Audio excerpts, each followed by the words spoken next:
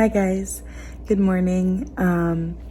It has actually been a couple weeks since a vlog has come out, and so today I just have, of course, as usual, some errands to run, and I have to go to the bookstore and do a couple of things there, so I just thought that I would start a vlog.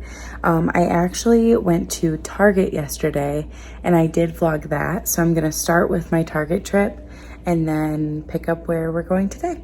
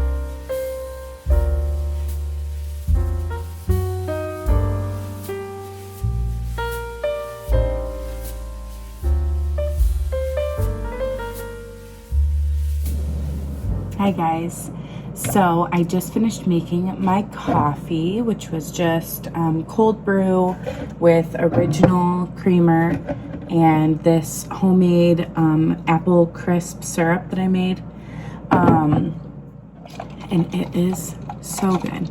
It's so good. I love it. But today, all that I have to do today is basically go to the bookstore and make some blind date with the books.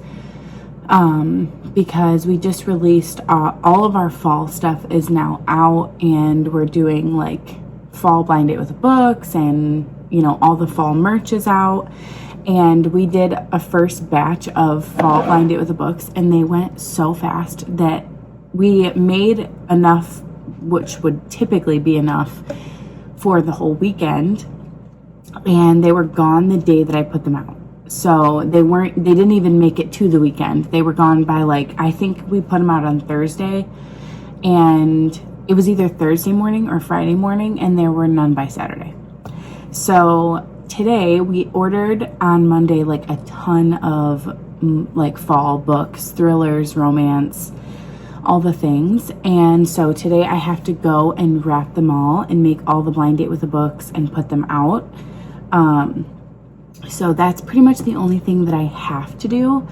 I'm also thinking about going out somewhere to read for a little bit, because I'm getting a little bit feeling like I'm ready. I just need a different scenery, different space. I've been home for a couple days, and I feel like sometimes when I'm home too much, then I start to get less productive, and I end up I don't know, not reading as much as I would if I were out, or I have some editing that I can be doing and stuff like that I haven't been doing. And so I think I want to either go to a coffee shop or to Barnes & Noble or something like that, and just sit and read a little bit, maybe do some editing, that kind of stuff. So that's the plan for today. So we're gonna head out.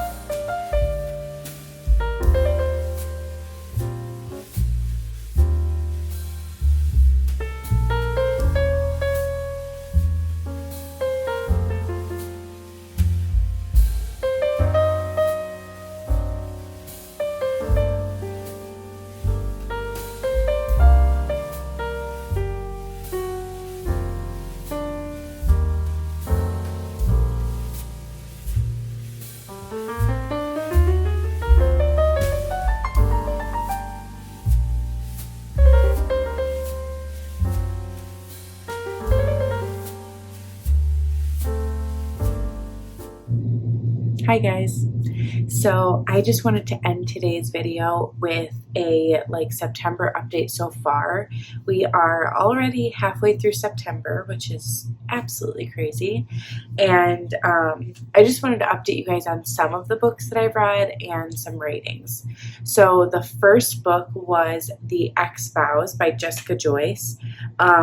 This book, I guess I'll say my rating was like a 3.75. And I know that's getting a little bit picky, but I feel like it really doesn't feel like it was as low as like a 3 or 3.5, but it wasn't quite a 4-star read for me. I feel like when I was reading it, I really enjoyed it, and I was really liking the story and the writing and stuff while I was reading it. But then once I was done with the book, I kind of just marked it as read on Goodreads and moved on. And I haven't really ever thought about it since I put the book down.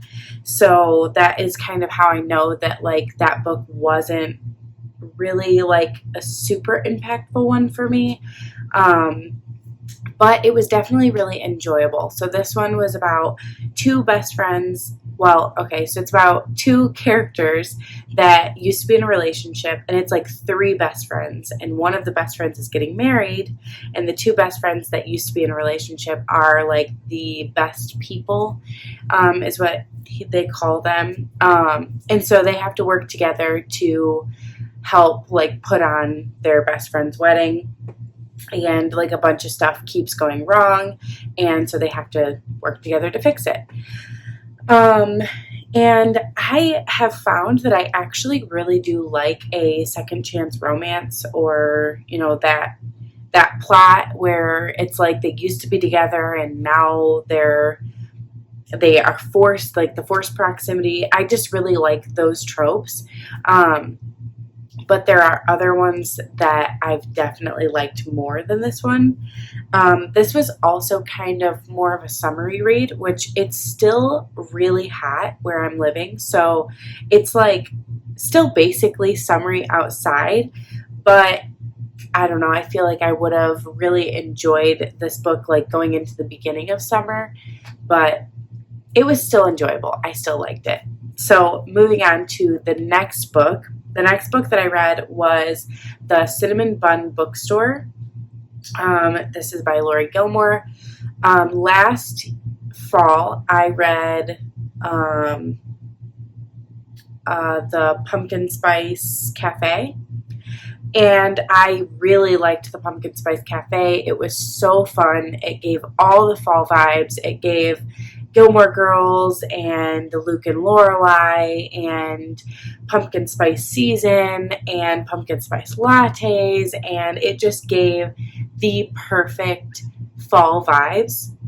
And so this year she just came out with the Cinnamon Bun Bookstore. So I'm sorry, it's on my Kindle. I can also pop up a picture over here.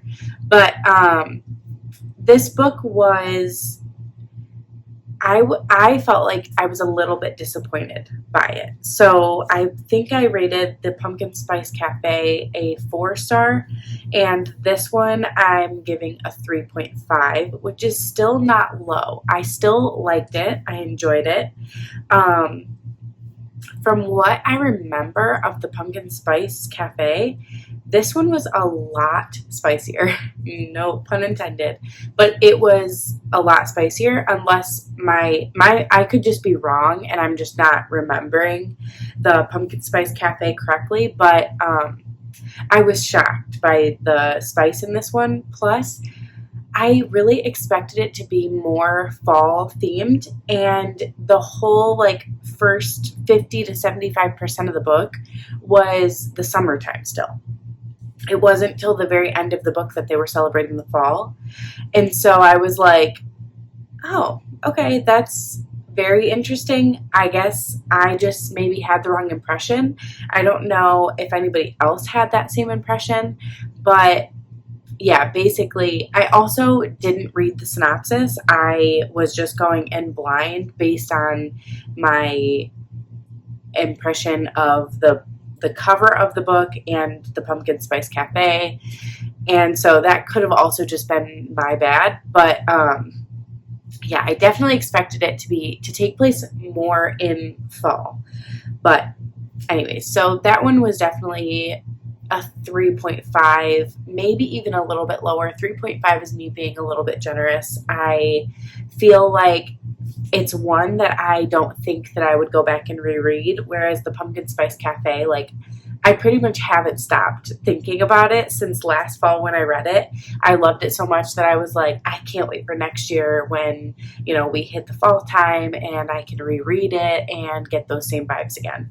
And so I thought that the Cinnamon Bun Bookstore was going to be like that, and it wasn't, unfortunately.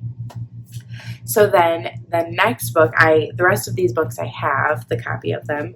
So the next one was The Rule Book by Sarah Adams. I talked about this in my August wrap up because this is a football themed book, and my husband and I love football season, and so I've been literally waiting to read this book until football season started, because I knew that once football season started, that would be the best time to read a football themed book.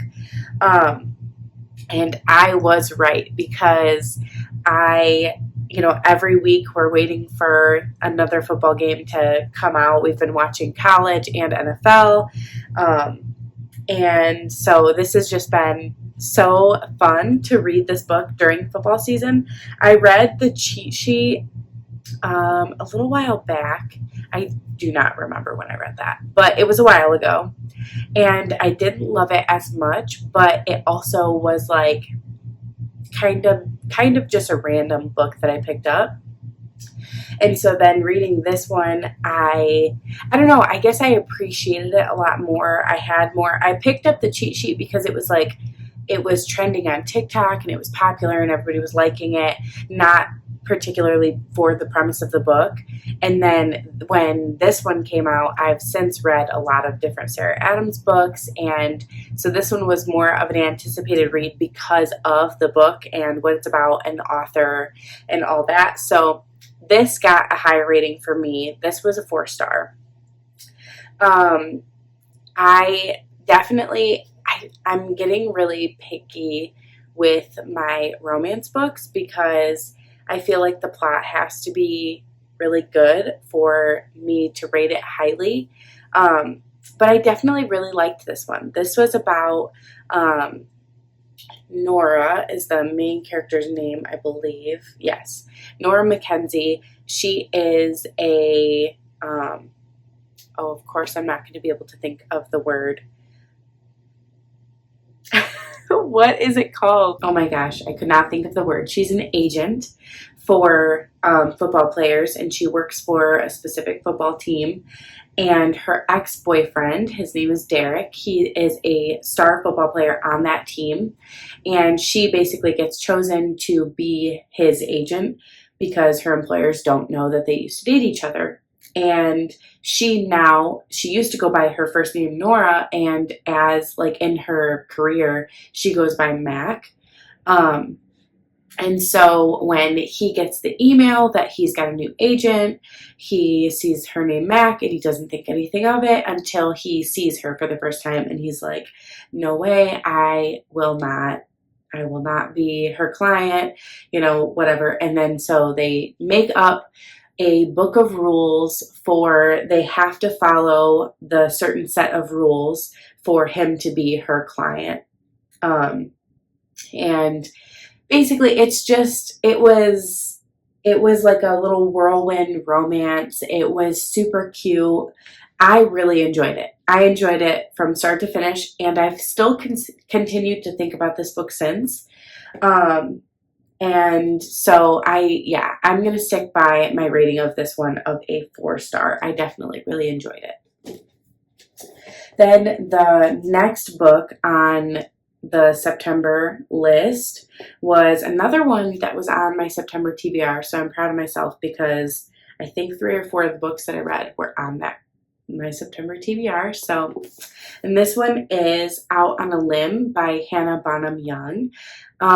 Last month I read The Next of Kin by her. which is funny because this was the one that I was actually recommended the most. But when I read The Next of Kin, or I don't even know, I don't remember why I picked up The Next of Kin first, but I ended up getting that one first. And when I got it, I was like, well, I'm just going to read this one. I had no clue what it was about. I'd never really heard anything about it. And I loved it. And I could not stop thinking about that book. For like weeks afterwards, I'd be reading other books and I'd be thinking back to those characters. I loved it. I loved that book so much. And so I had to pick up Out on a Limb. And this book, I'm also going to give 4 stars. This book is basically about our 2 main characters that have mutual best friends, and they go to their mutual friend's Halloween party, and they have a one-night stand, and they don't see each other for, like, they don't contact each other again until the female main character finds out that she's pregnant. And she knows that there's only one person that could be the dad. And so she basically reaches out to their mutual friend and gets his phone number and contacts him. And yeah, I don't want to give any more away. That is just the premise in the beginning of the book. But yes, this was, I did really enjoy this one. But I feel like for this, I was going back and forth between like a 3.75 and a 4-star, which I know it sounds so tedious to be like, there's literally like 0.25 of a rating apart from those. But I think I gave Next of Kin a 4-star or a 4.5. And I didn't love this one as much as Next of Kin, but it was very close. Like, they were very, very close together, but I think because I read Next of Kin first, that one just has like, I don't know, there's just something about it. Like, it's not even about the particular story, because I actually would have, like, if I just went based off of the plot of each book, I would probably think that this one would be my favorite. But so it must have been like the characters of Next of Kin or something, but I just loved that one. And so yeah, this one is, I'm still really, really debating my rating, but I'm going to say it's a 4-star because I have been still continuously thinking about this book since I finished it. I loved the main characters. They were just so, I just don't even know. They were just, I mean, like, the way that Hannah Bonham Young writes in her books, like, I feel like the main characters of her books are like my friends. Like, I feel like I'm watching my friends go through something that is like deep and hard and difficult, and it just feels so personal, and so they're just so good. I really do recommend both of these books. They're great. But yes, and they both are pretty spicy. So, I mean, I don't know where I would rate them on the spice level. I would maybe like look up some videos or something on that. But yeah, I highly recommend both of her books. I really liked them, and I'm very excited to read more. Then the last book, well, it was actually the first book that I read in September, but it's the last in this video because it was my only 5 stars so far of this month, and that is The Nightingale by Kristen Hanna.